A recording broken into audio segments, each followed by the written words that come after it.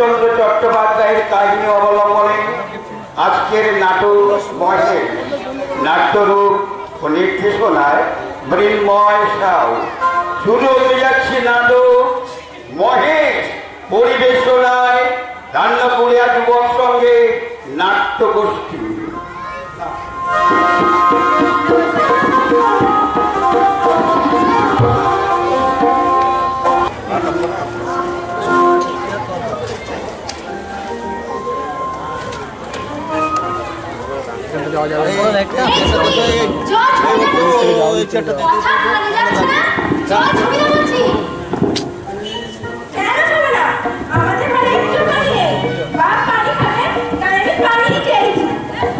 কৃষ্ণ হরে কৃষ্ণ কৃষ্ণ কৃষ্ণ হরে রাম হরে রাম রাম রাম হরে বলো পানি লিখেছিস বেরো বেরো বলছে না থেকে বেরো মুসলমানের তন্ত্রিক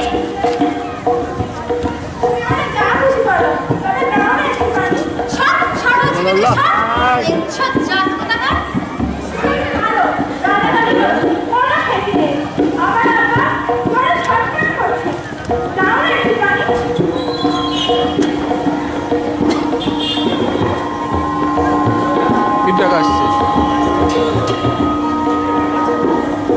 আমাকে চিনিস? আমার নাম হেমাঙ্গিনী ভট্ট। মুসলমানের 35 শ্রেষ্ঠ জাতকরা সব ধুপ সব হচ্ছে নাকি সব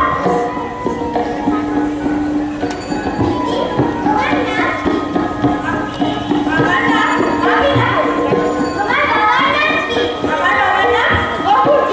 তোমাদের বাড়ি কোথায়? আমাদের বাড়ি কাশীপুর। না দিদি তোমার মৌসিকা আমার কাছে না আমি তোমাকে জল ভরে দিচ্ছি তুমি এই জল নিয়ে তাড়াতাড়ি বাড়ি ফিরে তোমার বাবাকে জল ভরে দাও না না ওনার মতো কেউ যদি আমাকে দিতে পারে তাহলে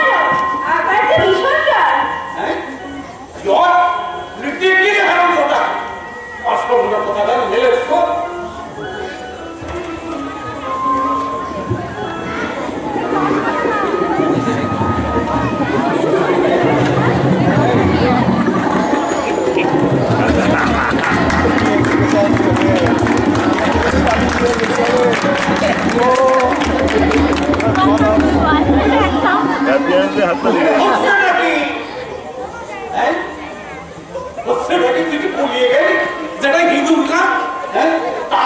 জল দেওয়া হবে না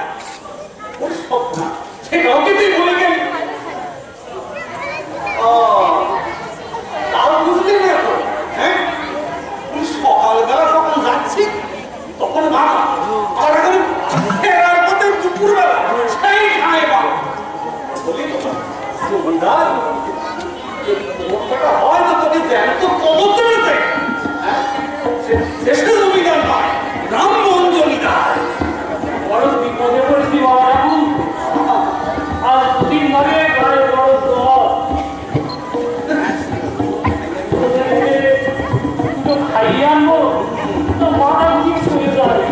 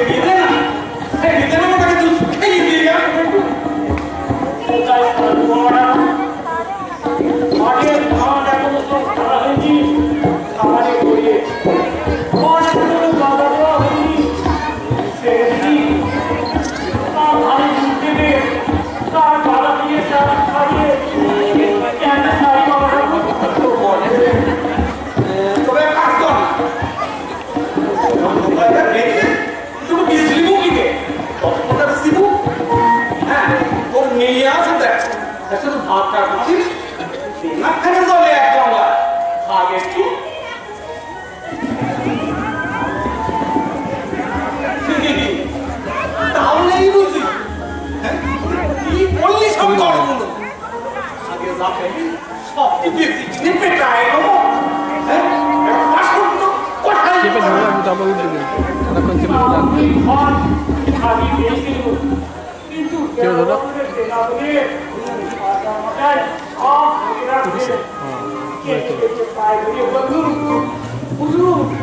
আমি তুমি তোমার রাজত্ব ছেড়ে পালাচ্ছ আমাকে কোনখানি নাই বিক্রি দাও একখানি ঘর বাপরে দিতে থাকি তা না হয় বর্ষাটা পাহাড় পাতায় কাটিয়ে দেবো কিন্তু বয়স আমার না খেতে গিয়ে মরে যাবে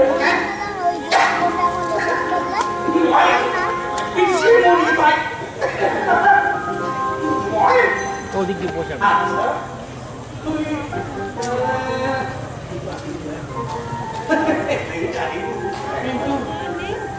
কিন্তু হাগিয়ে বয়া হলো না মার দুই খোরাকের মতো ধান আমাদের দেবে কিন্তু সব ফল সরকারের গাদা ফুলে গেল বয়স আমার দুটো দিক পেয়ে খেয়ে রেখেছিস জমিদারকে থেকে ঘর থেকে খাওয়া না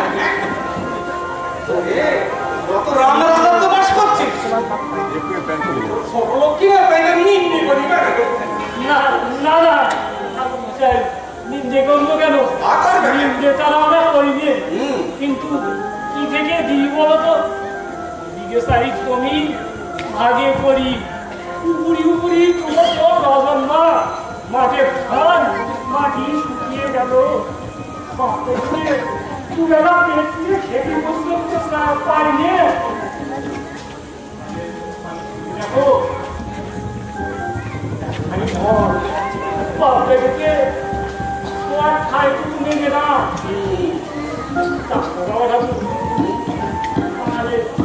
গাড়ি ঘর না হয় তো মহেশকে দুদিন খেতে দিই তাহলে বাবা ঠাকুর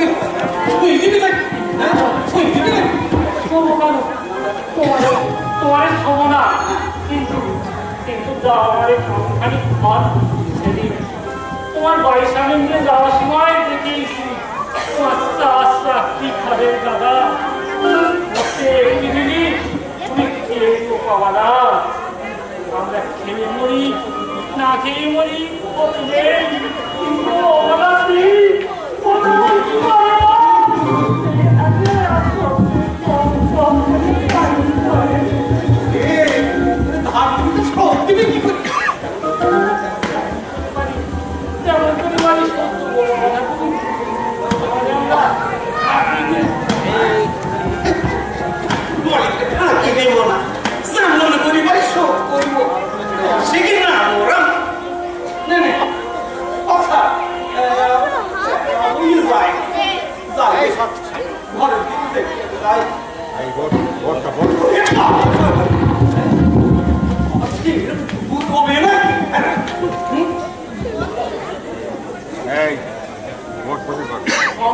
বাবা ঠাকুর কি খেয়েছিস স্যার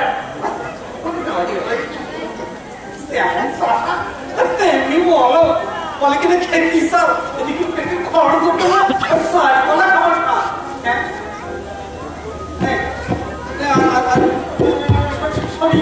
শরীমা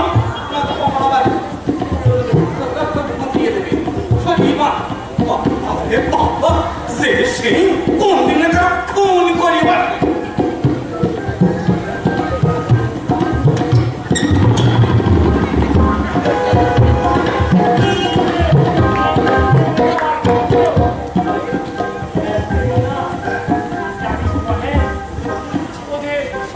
ওদের অনেক আছে দেয় না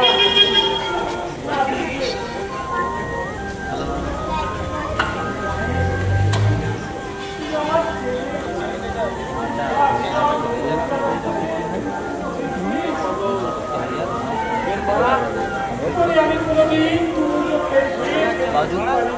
বাড়ালি ঘুমে যাবে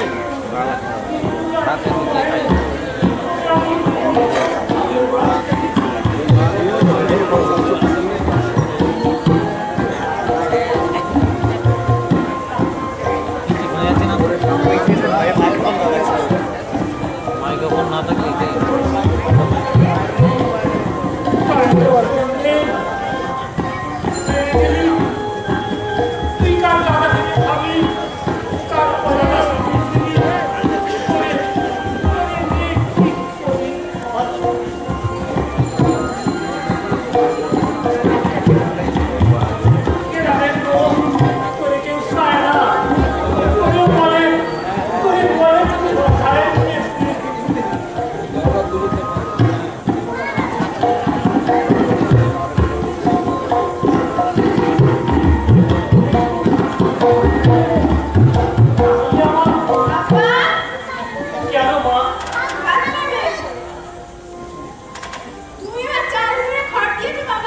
না না, তা ঠিক নয় মা।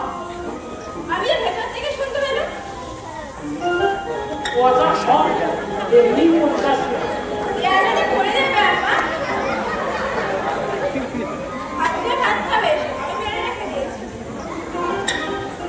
একটু যে তোমার আসবে না একেবারে খাই দিয়ে আসি। ফ্যান গ্যাস নেই আপা, হাড়িতেই মরে গেছে।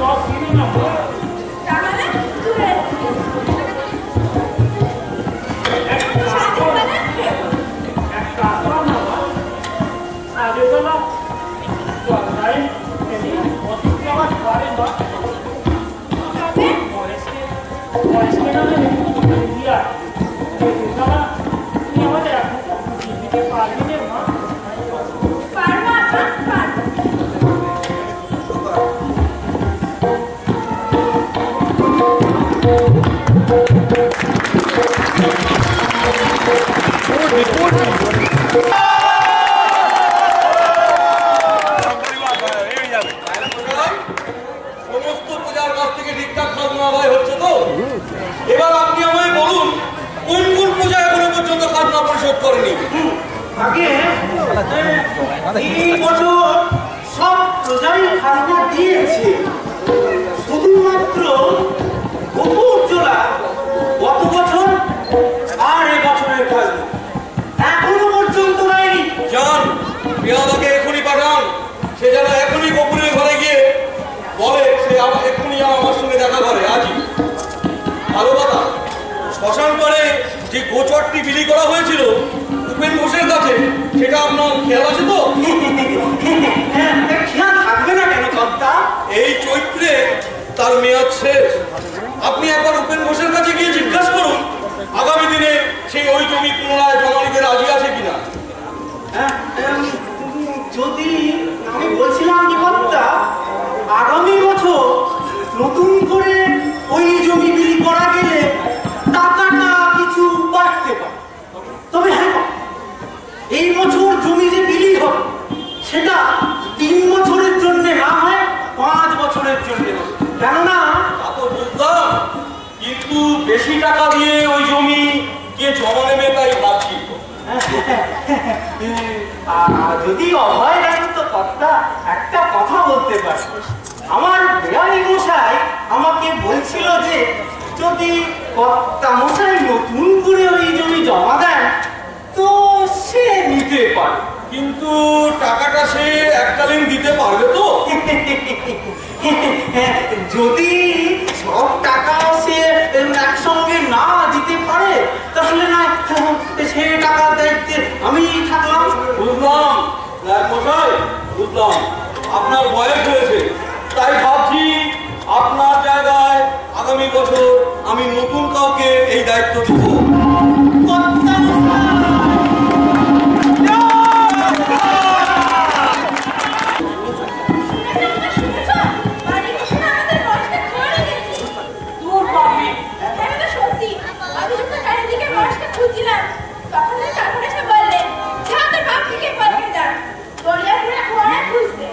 কি করেছিল সে?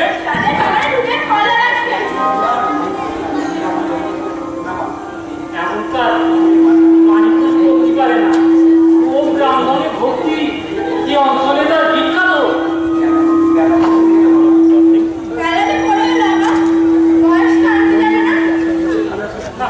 যাবো না।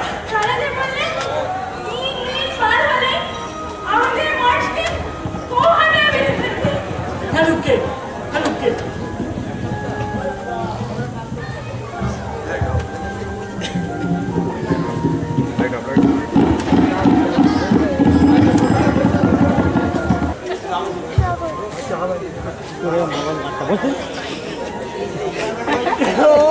আর ভাঙা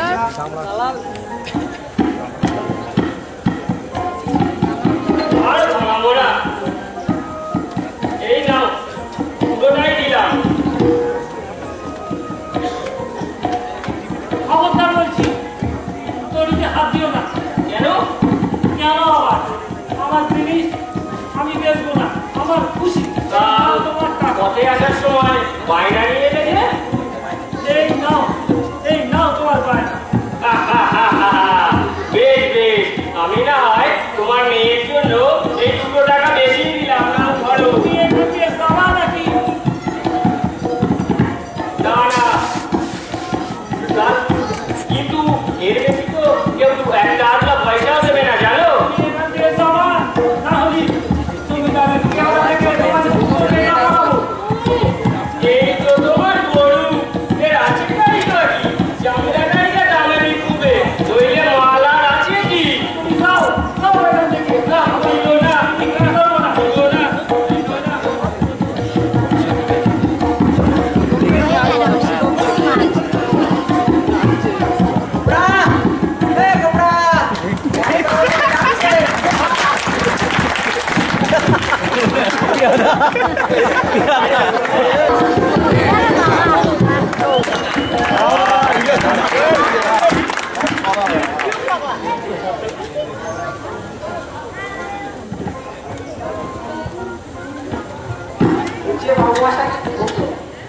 ওপরা, তোকে যে আমি কি সাজা দেবো আমি ভেবে পাই না। জানিস তুই কোথায় বাস করছিস? জানি কর্তা, এমন কাজ আর কখনো করবো না।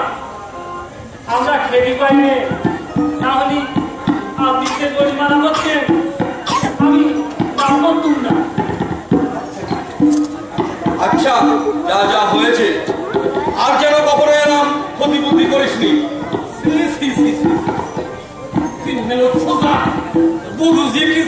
তুই কি বুঝলি? গরু হচ্ছে ভগবানের একটা অংশ, ওর গায়ে কতগুলো লোম কতগুলো দেবতা বিরাজমান। ভগবত গীতা যথাযথ কি বলেছে জানিস? বৈদিক অনুশাসন অনুযায়ী পশুর মল হচ্ছে অপবিত্র এবং সেই মলকে যদি স্পর্শ করে তো অপবিত্র হয়ে যায়। আবার ওই বৈদিক শাস্ত্রে একথা বলা হয়েছে যে এই গোময় পশুর মল হলেও যে স্থান অপবিত্র সেখানে ওই লেখন করে পবিত্র করা যায়।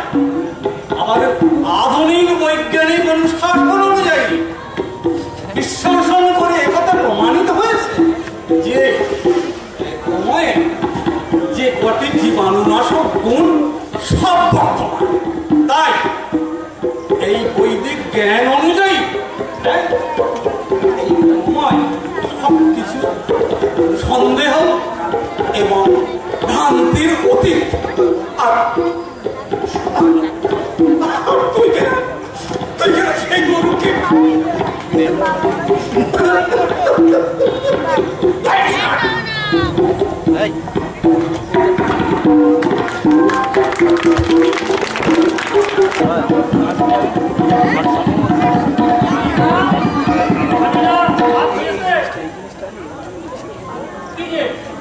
হাত হয়নি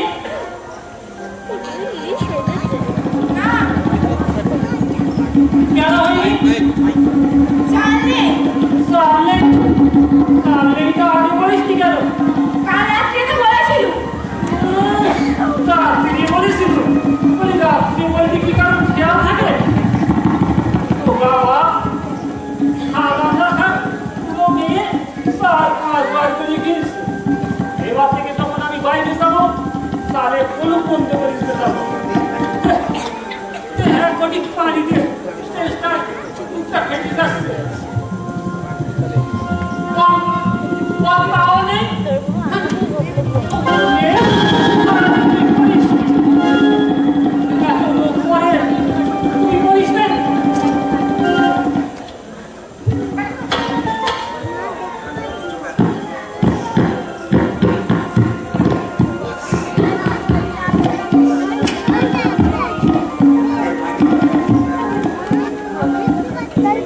তুমি কি করাবে আল্লাহ? সমাজের মেয়েটারে রেখে আমার মা মরে গেল। সেই থেকে দুনিয়াতে কত কষ্ট করে মানুষ করেছি, সেই আমি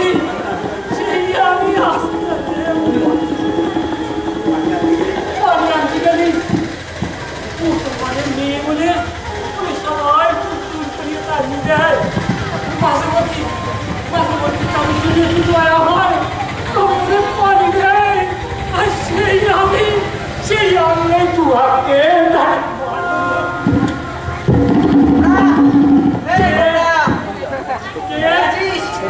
কেন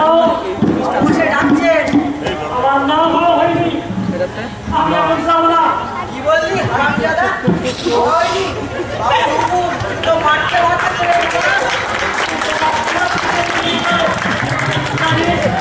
মহারানীর রাজাকে কেউ কারোর গোলাম নয় আমি রীতিমতো খাজনাতে বাস করি তবে বাবুরে বলতে আমি যাবো না তবে রে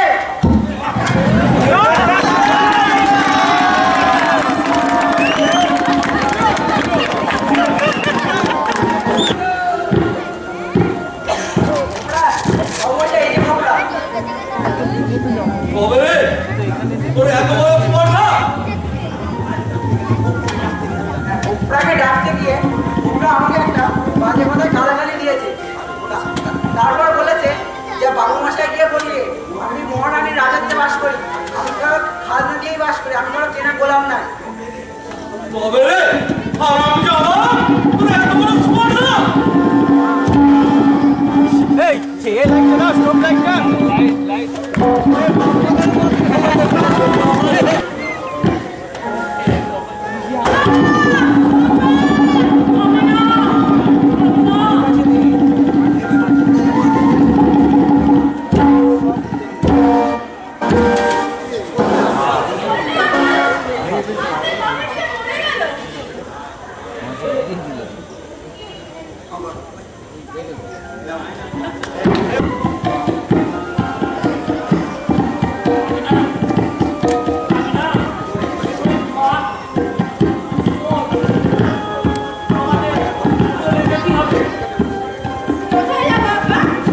বাড়াও চটকলে কাজ করতে আব্বা ফুলবেড়ে শর্টকাট তুমি যে বলতে ফুলবেড়ে শর্টকাটে কাজ করতে গেলে মেয়েদের ধর্ম ইজ্জত কিছুই থাকে না আর সেই তুমি চল দেরি করিস না চল চল আমাদের অনেক পথ যেতে হবে ভোর হওয়ার আগে এই ক্লাসে আমাদের স্কুলে যেতে হবে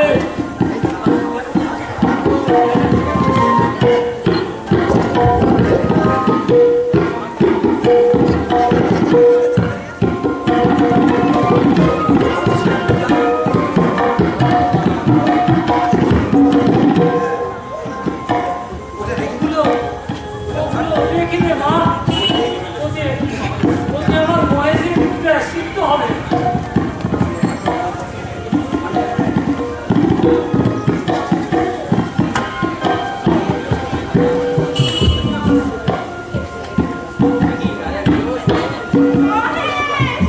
মহেশ কেন চলে গেলি মহেশ কেন চলে গেলি আমরা তোকে কি বলে দিব না দিতে পারিস না ফিরে আয় মহেশ ফিরে